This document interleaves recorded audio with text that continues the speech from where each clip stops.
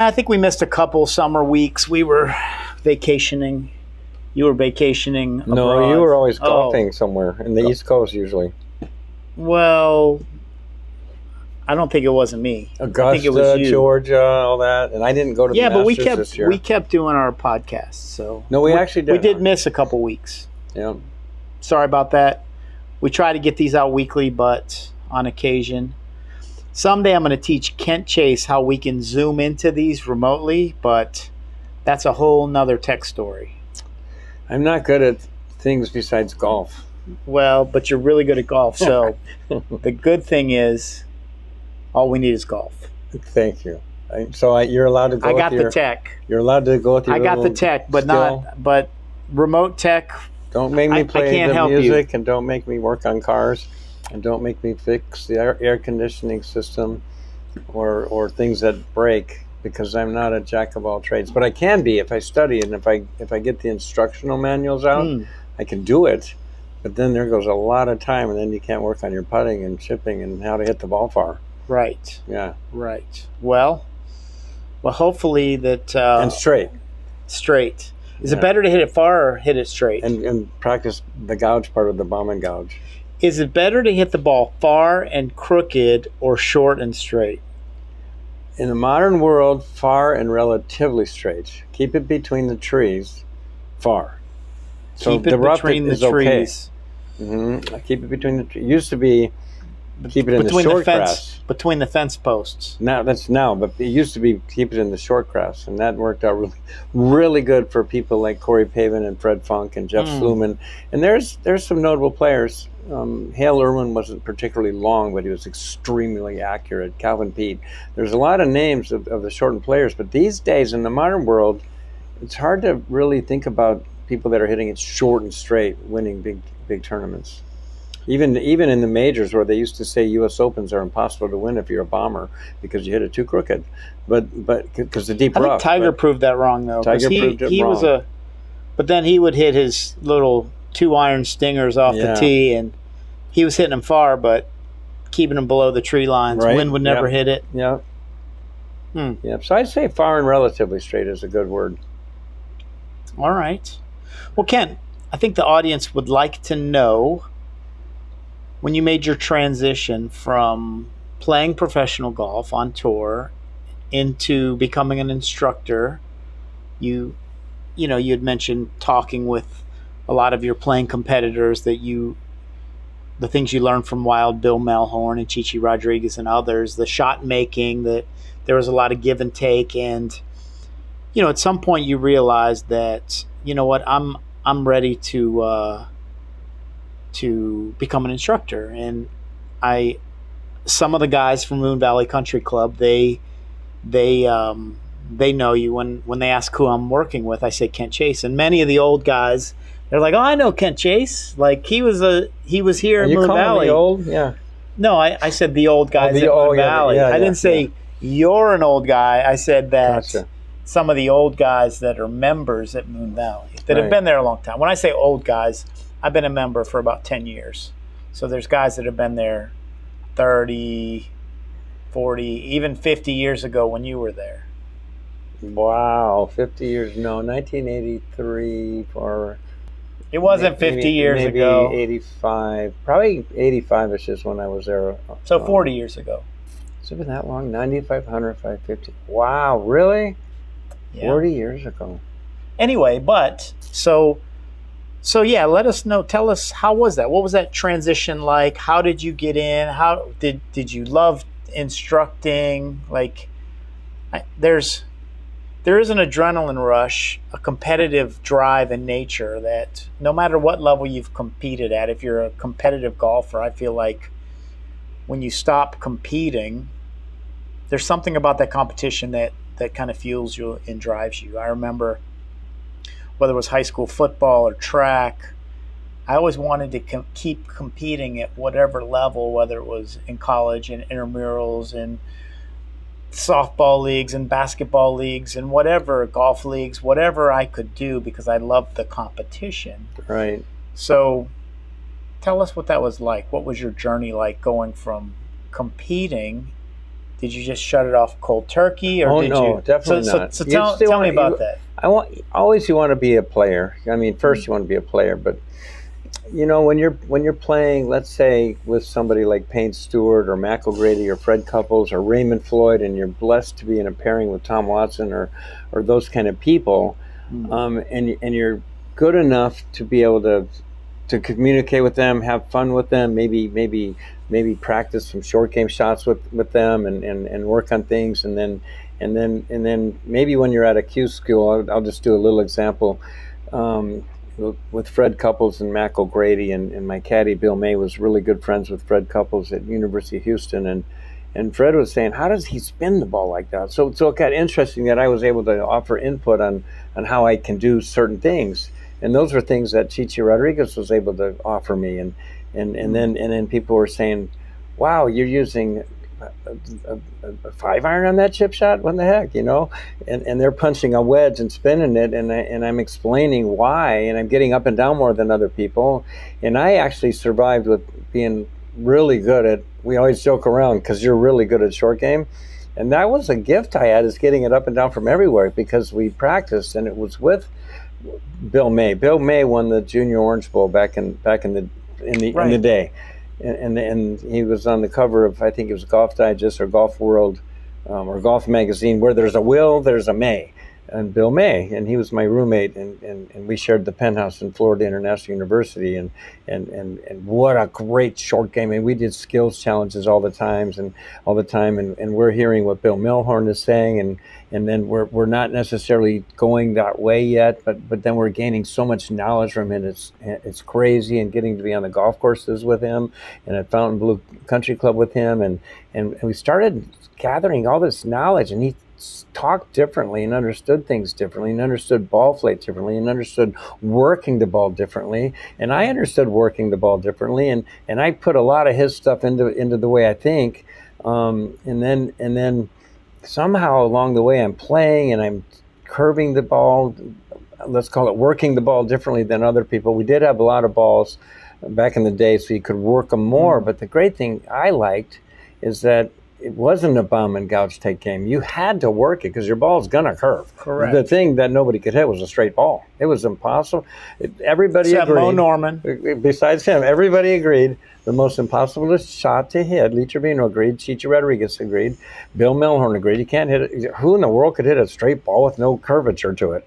It's impossible. So work it one way or the other as your normal shot, but be able to be in charge of your ball flight and be able to be a shot maker. And it was really cool. And so I loved learning those kind of things. And even with Payne Stewart and catching his vision on how to do all these different golf shots, and then playing with Hal Sutton and watching such a great ball striker. It's like, my gosh, this guy's different. And I was hearing, then listening to Mac O'Grady and talking about what he was teaching Sebi Ballesteros and all these shot makers. So I was always getting to hang around with these shot making type people, not just these ball beater people, we call them, but people that could play golf. We love the guys. Were there ball beaters on tour? There's ball beaters on tours. Oh my gosh! You want to name any? No, but because they won't be my friend anymore. But they're probably retired. But some people, well, you could call. Ben Hogan would hit more balls than anybody on the planet Earth in the history of golf, probably. They say till his hands bleed. I never saw his hands bleeding, but the fact remains. But he was so purposeful, and he was so exacting and so precise. And some people are out there just trying to catch the vision of how to repeat their ball flight. And I was that guy for a while too. But I knew something. I wasn't going to be able to be the perfect ball striker, the perfect hit every fairway and green and regulation type of guy. So I knew, and this is where Chichi and Wild Bill Milhorn really helped me. What if you got really, really, really good at short game, and you wouldn't fear aiming at pin placements where other people had to be playing a little more safe? You could take that aim at more stuff, and if you could work it in there to the back right pin placement or the front left, and hook a wedge in there and spin it like that, or carve a little 1-iron in there when the shot really. We used to use 1-irons, but yeah, we could talk about why that's different nowadays. But the 1-iron, or a 3-iron, and just carve it around a tree and park it right by the back right pin placement. Now we just take dead aim and rip it, but we were willing to do stuff with the ball, risking the possibility that we might be faced with some kind of short game shot. But if you worked really diligently on short game and become a short game artist, I called it, then you can attack pin placements and you could shoot a 64 or 65 or 60. How are you shooting those scores? And there's a way to do that in a mindset. But what was cool was a lot of people noticed my gift of short game. And I hit it far for a little guy and bombed it. Sure, I mean, I hit it really far. You still do. Still, you know, still do. So hitting it really far and quite reasonably straight, and then being able to work the ball into pin placements, but missing greens to bad places, but spending all my time working on short game, every imaginable golf shot you might get stuck with one day. What if you practiced and got really good at that? So that's what I did, and then helping other people along the way suddenly became a thing where, man, I could really help these people. And then people were saying, man, you know, we could endorse you to have your own golf school. You could actually be doing this for a living. And that became a really good possibility. And all of a sudden I'm blessed with my own golf academy that was endorsed by people. And I'm getting to teach the game of golf and still try to play. Well, now you're teaching people and you're enjoying the fact that you're teaching people that are really, really, really gifted and talented. And it includes people like Cheyenne Woods. It includes people like Chan Kim, who's on the PGA Tour right now. It includes people like Aaron Watkins and Jesse Muellers. It includes people like Richard Lee, who's now got 4 Asian Tour victories. Yeah. It includes people like Violeta Ratamosa, who won the World Team Championship with Lorena Ochoa. It includes all these people are flat out golfing their ball, and the Zach Wright, who's became a really amazing player on the Buy.com tour back in the day, and there were so many players that were winning. I just passionately got into teaching, but not just so I could help somebody quit slicing their ball and quit topping it and could break 100 one day. My passion became, man, I could help these people with these skills of getting it up and down from anywhere. So I became a short game teacher at first. That was my thing. And then all of a sudden I'm competing in the World Long Drive Championship, and I'm You were competing in competing. that? Come on. And then at the local level and the regional level. Sure. And then I hit it. But when they see a guy that's 5'7", hitting it 389 yards heels, with a bomb draw. How far? And then my longest in the regionals was 389 yards. 389. And my worst was 322. So 6 balls all in the grid. And that's far. Hitting a draw that I knew how to make it roll. High in the face draw. 322 to 389. That's crazy stuff. Wow. So now I'm teaching Brian Pavlet. He won I taught him from this guy that could hit it 380 on the fly, true story, with the old... I remember Brian Pavlet. Yeah, okay, so with a slice. He did an exhibition. That was after he came to me and said, man, I don't know how you do this, but if you can hit it that far, can you make my ball curve right to left? Because he was a little bigger than you. Quite a bit, 6'4", and a baseball pitcher. So major guy. So your match trick where you put the ball. I heard the shot, Brian Pavlet. We got him those matches. Right, Ruben Minkus. So that's the first place I ever saw it. Okay, so Ruben Minkus was there with me teaching Brian, and I taught Brian at least 10 hours a week. Every week of my life, we spent a lot of hours. And of course, I went to the World Championships with him, the finals all the way, and finally he won. But he was no doubt the longest hitter way before Jason Zubek and all those guys started competing with Brian. This was a while. Yeah, and then Lee Brendon, she won the World Long Drive Women's Championship. I was her teacher, so I'm teaching these long drive people and short game people. And all of a sudden then I started putting it into shot making skills, playing, and then a lot of course management skills, and then teaching became my thing, and my golf academy became very, very, very popular, and it became very successful. And then all of a sudden I've got Joel Vandersloot as part of my team, and Don Graham, and a bunch of other really solid teachers. We're the busiest golf academy in the world. So teaching became much more of a passion because I could help people win around the world. And then it became a really amazing thing for me to help people win the state high school championships and to get college scholarships. What a thing that was for me. I wanted to get to know all the coaches in America with the good schools, and then I would ask all my students to submit goals. What schools do you want to go to one day? So I'd make them give me the top 5 schools that they want to go to. potentially when they grow up and win some tournaments and get noticed, and then I could help them get a scholarship to wherever it might be. So that's became a passion. So there was a reason for teaching instead of standing out in the lesson tee, and then there was a reason to get involved with the parents, and a reason to get involved with the family, and a reason to form a team, and a reason to help everybody grow their game purposefully instead of just hope you get better one day. That became my thing. Yeah, love that. Never knew. I mean, through talking, I knew that you had worked with Brian Pavlet. But yeah, the first time I ever saw the Tee It Up on a Book of Matches, it was actually I got invited to this scramble.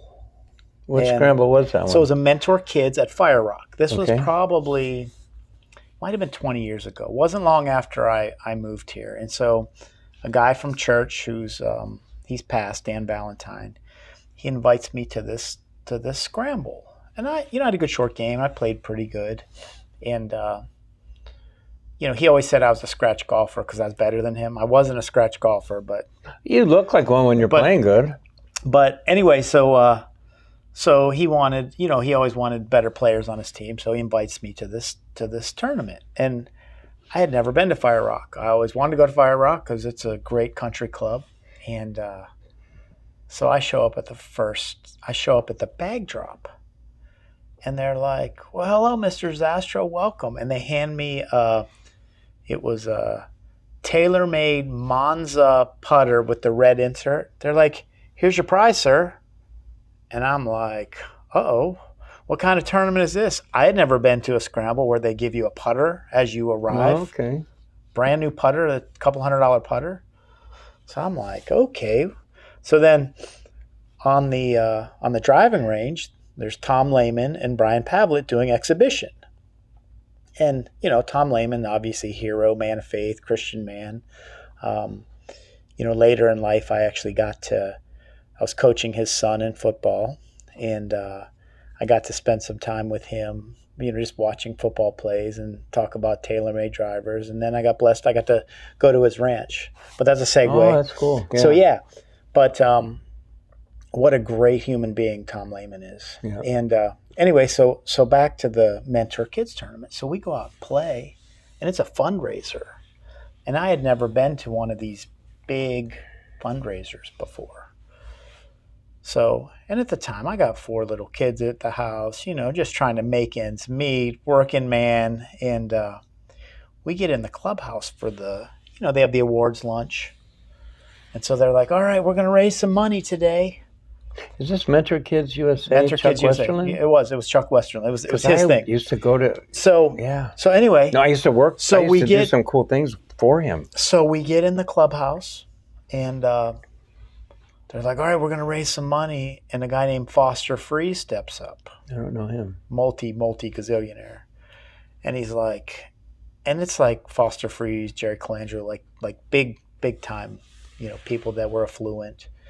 And he goes, all right, let's raise some money. He goes, I'm giving $100,000. How much are you giving? And he points to a guy at the table right beside me, and I'm like, $100,000? So like they're calling each other out on how much money they're going to give, and they were raising money for these kids, and it was an awesome concept. And I'm like, and imagine how I feel because I'm broke. I get invited to the tournament because the guy I was with was sponsoring some kids, and I was like, man, I can't give anything. I don't have any extra money. Thanks. So why are you at this Fire Rock tournament? Thanks for the putter. Just because I was invited by a guy who was sponsoring. Mm-hmm. And this had something to do with Brian Pavlet.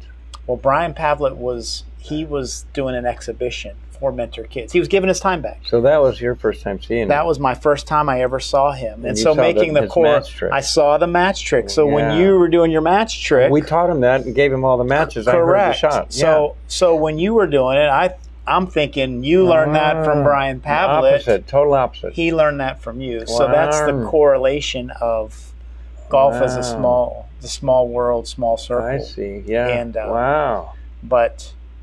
But yeah, that was eye-opening for me on the was amount he of money. Using I heard the shot matches with Minkus advertising on them?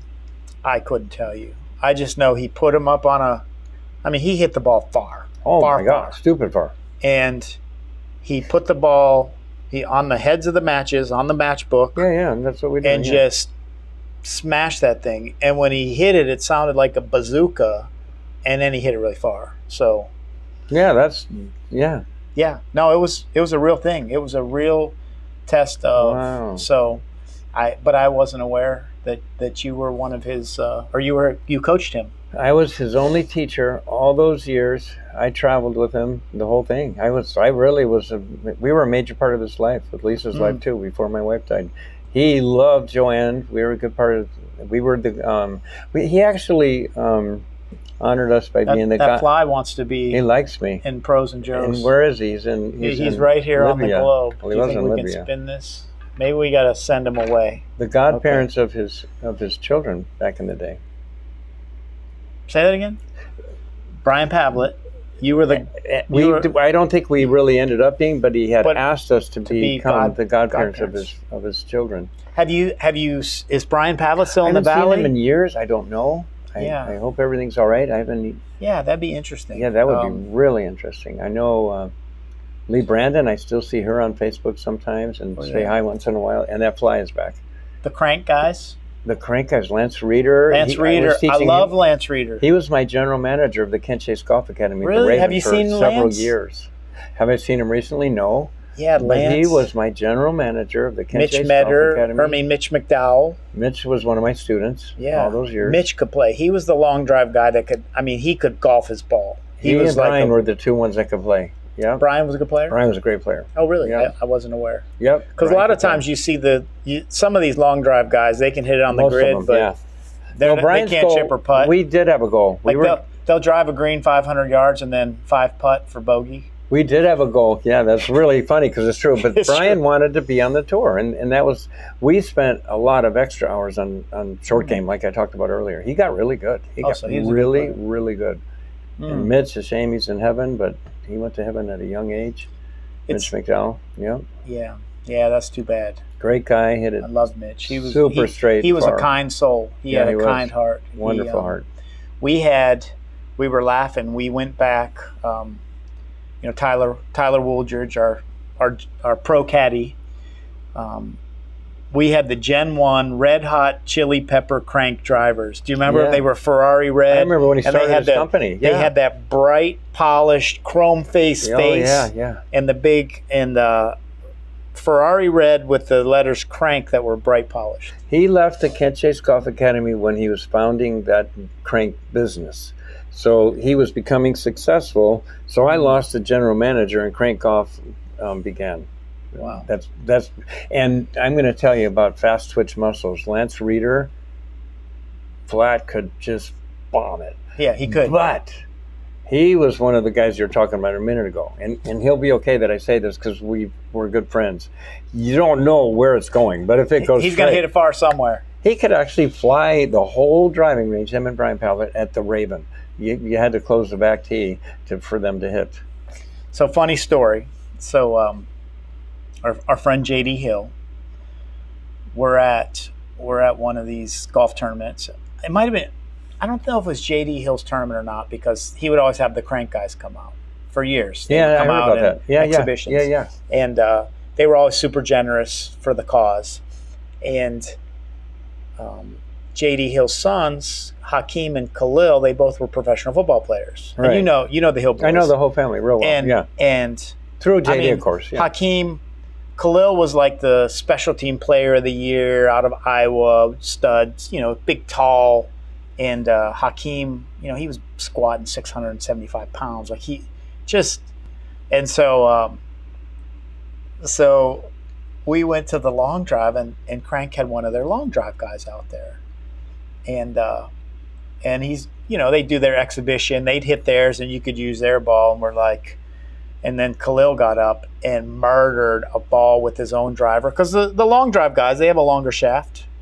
Before they made 50 inches illegal, we were all using. Right. Yeah. So he had this long shaft. So Khalil got up and ripped a drive with his normal 45.5-inch driver. Smoked one like 20 past this long drive guy. And the guy's like, hey, man, maybe you want to do this after your football career. Because he just absolutely. Who was the long drive guy? You know what?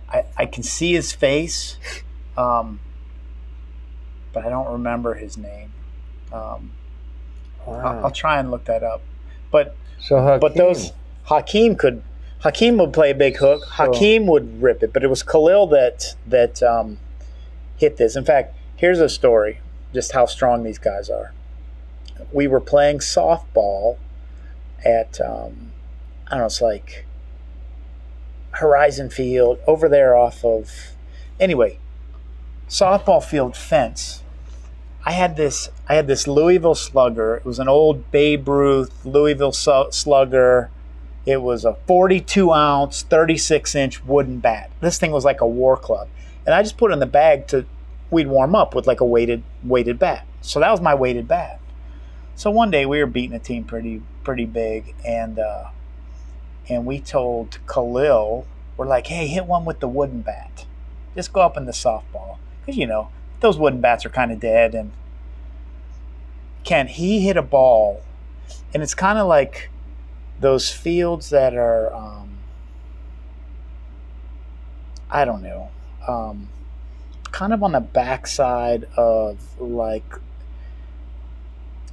kind of like the back end of where TPC, the golf course is, off of like Frank Lloyd right there, like Raintree, like Frank Lloyd right. Anyway, there's 4 fields back there, and there was this big wash, and he took that wooden 36-inch, 42-ounce bat, and he hit a ball probably 500 feet out there. Like, I've never seen a softball hit so far in my life. Wow. With a wooden bat that's this war club. Anyway, I know I'm off on a tangent. But they're big people and strong people. I'm saying it like when you have a mechanical advantage. So this is my question I'm getting to.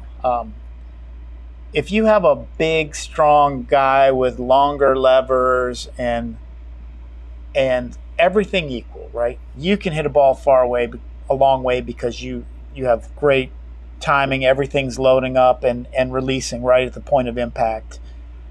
But if you got a guy that's 6'3", 6'4", and stronger than you and is doing the same thing, they naturally have a more mechanical advantage and have the potential to hit it farther. Well, so would you say that? Yes, Brian Pavlet would be an example of a pitcher. Probably could have gone all the way into the major leagues in baseball. Yeah. Something happened. You know how some of the greatest potential people blow out their arm or their shoulder. Something happens, so you don't get to do that for your career. And then you got these Nolan Ryan guys that get to do it for their career, or the Randy Johnson guys that are throwing at 100 miles an hour that get to do it for a career. But if they'd have blown out something that would wreck their career, they'd be perfect candidates to be. And usually those guys were the best athletes in high school and college, but then they make them when they're a pitcher, then they have to quit being a batter because they don't want to get hurt. So you lose your best batter, then they become bad batters because they don't practice that. Long story. So, but Brian Pavlet would be an example of a guy that he would have been a power home run hitter, but became a pitcher, but then golf. Right. And then we could use it. There's many great things that happen in a baseball swing that can be used in a golf swing if you just understand it. So Brian, we were able to take his baseball and put it into golf, but gift, long arms, strong, powerful man. I mean, major athlete, super coordinated, can run fast, jump high, juggle, shoot, score, whatever. I mean, he's gifted. He's got something going on. So he's got a better chance to be a long drive champion than like you're talking about Khalil Hill. Big, strong athlete. Different thing. So now here's crazy. This is crazy. I am friends with, back in the day, Spud Webb. Spud Webb and me see eye to eye with one another. He also competed in the World Long Drive Championship. He only hit it like 325 or 330. But catch the vision of what I'm going to say. Yeah. I can barely touch the net, and he can win the NBA Slam Dunk Championship. Dunk. He can get up there above the Volkswagen and slam 2 balls down. So there is gifts. So certain gifts are different. So no matter how much here's what I'm trying to say. No matter how much you train me to because I want to win the NBA Slam Dunk Championship too. I really want to win it.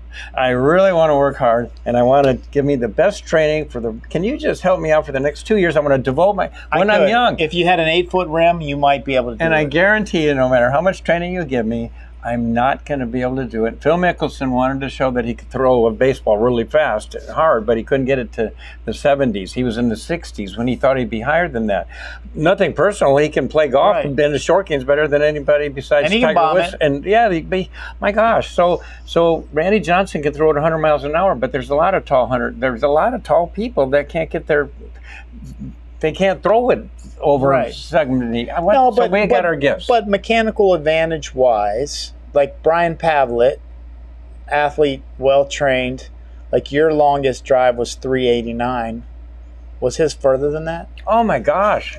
Stupid much. Yeah. I mean, Like he's in the fours, right? He's bombing it. he had so many 450, 480, stuff like that. Missed the grid at 500. I mean, it's pretty crazy. He was the one that was clocked at 171 miles per hour club head speed. Unofficial, 171 miles club head speed. Club the head highest speed? recorded club head speed in the history of golf back in the day. I don't know what they're claiming is the highest these days, but you can check it out. Might find it, Brian Pavlet. What's the most club head speed he ever? It says longest drive in competition, an air-shattering 462 yards. Right. That is earth shattering. How much is it? How far is a quarter mile? How far is a mile? A quarter mile How many yards? is 400 meters. Well, but see, we live in America and we're doing yards. How many? 440 yards. So Remember the 440 back when you were running track? 440. Okay, so That's a quarter mile. So then Ish. So the world record in Right. is He hit the golf. 460. No, that was Brian Pavlet's longest. Oh, Brian Powell's is 460. Yeah, so he hit it over a quarter mile. That's what I'm trying to get at. So, who's the Kyle Berkshire? I don't know if you saw this, since we're talking long drive guys. I don't know if I saw what you're about to say, but He maybe. wanted to break John Daly, went to an Oh. airport. Oh, the downhill on the landing on the airport. On the Mile? airport. 800. Yeah. He hit it 800 yards. Oh, 800. So Did he break it? So Berkshire, he said he wanted to break it. He hit it over 1,000 yards. Now he's a monster though, like monster. Like, have you seen that guy? He is that's stupid. He's, but and again, I'm not making excuses, but I've always said, like, you know, all things equal, a bigger, stronger athlete has more mechanical potential. But Kyle against Brian, things have changed. The equipment continues to I don't get think better they and use better and softball. better. I think and it's better. Pinnacle. No, Pinnacle was the one. I don't think there's any soft rock balls. flights. Yeah, they wanted rock They flights. want the hardest ball you can possibly find. But I still think the ball is superior, and I still think the clubs are superior, and I think and it's a different planet no matter what. With the modern big athlete compared to the Brian Pavlet big athlete. Kyle Berkshire, long drive record, 579 yards. See? Achieved this at Rochelle Ranch Golf Course in Wyoming. He holds the record for indoor ball speed, 233.4 miles per hour. So what is the outdoor record? I don't know. See if you can find it. Let me see. He achieved a 241.6 Ball speed? outdoor. So Mitch McDowell was in that range. I would love to know what Mitch McDowell's claim is on ball speed. I don't know. Yeah, this is good that you have this because it's fun to look up really some, quick while we're on TV, national TV, worldwide TV, while we're on YouTube, whatever we're on. Yeah, whatever we are on. So, but yeah, it's. See what Mitch McDowell's ball speed. Was he faster than? Well, we were thinking he was in the 240s, but then the thing is, there's different measuring devices, and it's just like when you. I've learned a lot about pitchers throwing the ball 105 miles an hour potentially, but they have different clocks. The clocks are different, and not everybody is now trusting that we're getting the right information. Which. So you're saying the TrackMan isn't right nowadays? Well, I think know. the Tech Now is really good. It Is doesn't. it all created equal and they're all the same, or are they all? We'll have to look this one up. Mitch has a bunch of different ones in here, but it doesn't talk about his club head speed. What's it Or say? ball speed. What's it say about Brian? Did you already look that one up? Yeah, we said Brian. So we had him at 462. Did it say yards. the 171 miles per hour? I think might have to hit it that far. It would have had to have been more than that, right? No, club head speed. Oh, club head speed. I don't know. We'll look that one up. So, but Kyle Berkshire is the guy right now. 1,000 yards. Yeah, and he's got himself to be a really 3/4 of a mile. But now let me ask you this: how's his short game? Don't know. I don't either. Don't know. So to answer the question, they say you drive for show and putt for dough. But you know what I say? If you can't get off the tee, you aren't putting for any dough. Good point. Good point. So when you ask me about teaching and evolving or working towards that going from that playing skill to coaching, to doing that for a living as opposed to playing for a living. The other thing that's really cool is when you're teaching, you're actually feeling like you're able to make a difference in people's lives in many, many ways, including now in life skills and paralleling golf skills with life skills. Yeah. And since I've made some mistakes along the way, maybe you would call it in life skills, being able to teach life skills through the avenue of golf, it's a joy as opposed to seeing if I can go win another tournament. Right. And I got to win a lot of pro-ams and stuff like that. In fact, Moon Valley, my first tournament I ever played in when I was starting to teach a little bit, was the Ace Deuce Queen at Moon Valley Country Club. Tom Gray, I don't know if you remember him. Mm-hmm. He won it. Ace Deuce Queen. He was on the PGA Tour. The Ace Deuce Queen. They got a PGA Tour professional in every single group. Okay. And there was the Tom Perchers and Howard Twitty's and Tom Grays and Scott Watkins and all these different Dave Hills and Mike Hills and different people like that. And I got to play in that. And different people like that. But Moon Valley tipped out for us, and I shot 66. And that was a tough golf course at Moon Valley Country Club. From the tips? From the tips. Just bombing it, knocking the pins down. That's really good. And so when was that? That's when I was gravitating towards teaching. So in the 80s? 90s? That would have been in the 80s. 80s, yeah, that 90s? would have been 85. Okay. Yeah. Wow. But then I'm also helping, and then Moon Valley membership loved me. Bill Wall was the first guy, and I played with him. He was the Ace Deuce Queen. He was, I forget who's the ace, the pro, and then the deuce probably is the man, I forget. And the queen, the best woman golfer. I forget how it worked exactly. But that was the name of the tournament. But that was the name of the tournament. You can look it up in the Moon Valley history books. But I will. But Bill Wall was my teammate, and he was wishing he would have had Tom Purser or somebody because he didn't know this Kent Chase dude. And then I shot 66, and then he was my best friend for life. And then I started teaching him and a lot of the membership, and that's kind of where the teaching thing started. A lot from Moon Valley Country Club. Still playing in the Phoenix Open. All of a sudden that was coming up, and that was part of my life. And you know the Ping I2 Beryllium story, and that's when I fell in love with Ping. Became the thing. I would never go away from Ping because it was so much easier to play good. I mean, true story. Can you imagine having confidence that you don't have to hit it perfect every time, but you are hitting it perfect, and it's easier to hit it perfect. You hit it further, straighter, and my God, and you putt better. Everything's a whole different planet Earth. So that's when I knew Ping, teaching Ping, supporting. My gosh, why are you not playing Ping? I would ask people, are you serious? You don't even understand how much better and more forgiving. And that just became this thing where now it's all about touching people's lives, helping people through golf, go somewhere in the sport, maybe win a few little tournaments to get into a big tournament, to get a college scholarship, to help the parents not have to pay for the children to go to college. I mean, that's a big thing for me. That's a thrill for me to help their parents. And then to have a chance to do something with golf, whether you're playing golf or living around the world in a different tour here or there, or whether it's just a great thing to have in the world that you're going to be in. That includes whatever you do for a living. It's important to be a good golfer. So it's just a thrilling thing for me. So and you were the Southwest PGA Professional of the Year? Teacher of the Year. Teacher of the Year. Teacher of the Year. Do you remember what year that was? That would have been in the 1900s, maybe. Yeah. 19. No, let's see. I can figure this Back one out. in the 1900s? Back in the 1900s. Let me think of this. I'll get it real quick. Let's see.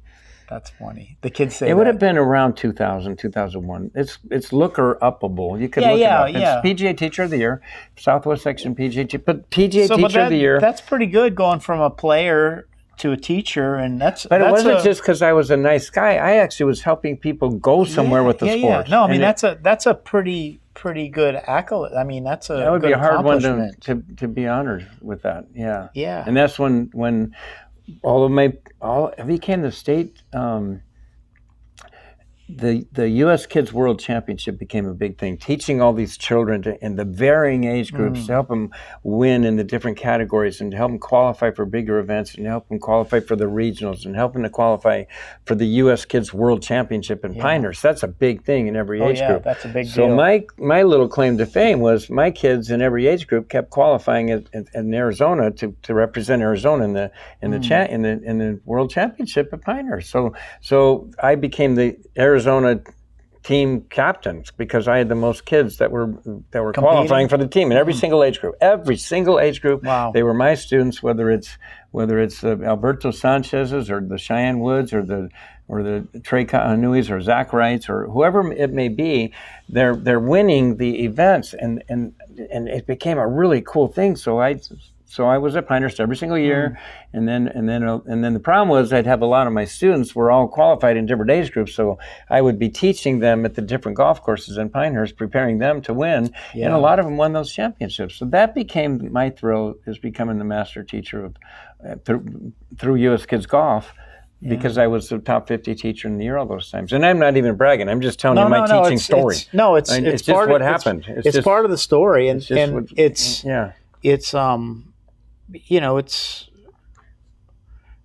really remarkable, right? Because you felt that gift, that calling, that way to give back to others, and that you still get a lot of enjoyment out of that. I know how passionate you are to be able to help change lives through this game of golf. And then traveling with all the people to the Junior World Championships and the European Championships for the children. Yeah. What a thrilling thing, and then you get to see these people win these tournaments.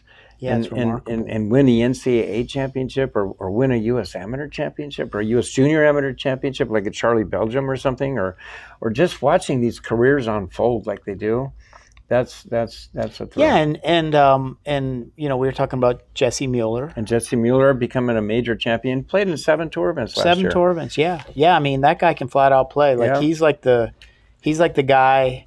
He's like the best guy that gets into the PGA of America Him event. And his brothers, the Mueller brothers. Yeah. Tyler played with them, and we got to get Jesse on this. We will, and we were at Pastor Wald and me were at his golf course, Grand Canyon College golf course. Yeah. And we got to spend an hour with him the other day, and we talked about that. And Kendall Critchfield, what a guy! He could flat out golf his ball too. He's Jesse's right hand man.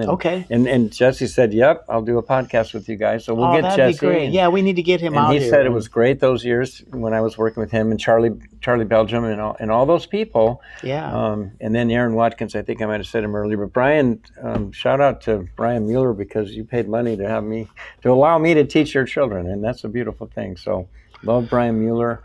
Well, yeah, the Mueller family, they are again salt of the earth people that just give back and do so much for the community, and they're not looking for accolades. And, not at all. Yep. Well, Ken, I think we're about on our time for today. Thank you guys for tuning in one more week, episode 21, Kent Chase Golf. Check them out, Faith Over Fear series. Check them out online, Facebook, Instagram, followers. TikTok, all that. Our viewers, yeah. Pros and Joes. Check us out. All the social media, YouTube. We're put a lot of content out. We're constantly putting new posts out. Like, subscribe, share. Give this guy a call. Come get a lesson right now. The summer season is starting to wind down, so your opportunities to get a discounted rate are that window's closing. Well, it gets popular is a problem. It's a good problem. Yeah. When the weather gets good and everyone comes back. So, but it's indoor, outdoor. And indoor, outdoor, absolutely. But I'm just saying, right now you have some windows because people are traveling out of town. So, give them your number if they want to text you for a lesson. Outdoor is good right now too. Here's one reason: hot is okay. Because the golf course is slow when it's hot, and we can work on our games diligently out there. And it's not just playing lessons; it's hitting a lot of shots in situational golf on different holes. Whether it includes all kinds of short game trouble play shots or whatever. So it is a fun put them time through of the year gauntlet. Put them through the gauntlet. Yep. Yeah. It's so give them your number. They can text you. Give me your number. If you text me, 602-718-9109. That's 602-918. Wait a minute, I said that wrong. 718-9109. Love to have you. Love to see you. And I usually like to do a little consultation first, get to know each other. Don't charge you for that first lesson. Make sure we're a good fit. Yeah. Because I'm very goal-oriented, and I'm really interested in working with people that really want to go somewhere with this sport. All right. Well, Kent Chase, thank you so much. Brendon Zastrow, love you to death. We will see you guys next week. Tune in. Tell all your friends. Give us some feedback of the type of content you'd like to know. Thank you, Brendon Zastrow. Appreciate it.